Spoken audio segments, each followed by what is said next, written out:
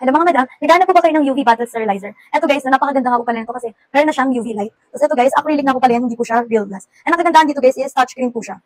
So mamaya po ipapakita po natin kung paano po siya umiilaw.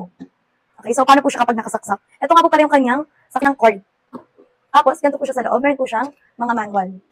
Meron siyang manual kung paano siya gamitin. Ayan po. Ito siya mga madam. Ayan po siya. Isasaksak po siya dito sa likod. Okay, so ipapakita ko po sa inyo mamaya.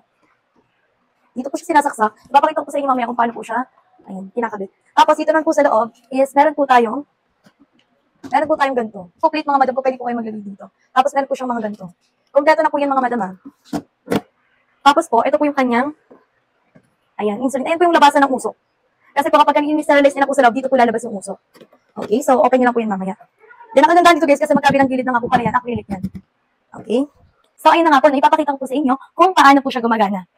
So, kailangan nyo lang po gawin is press na siya. By the way, mga madam po, ito po is touchscreen. So, ayan, gumagana na po siya.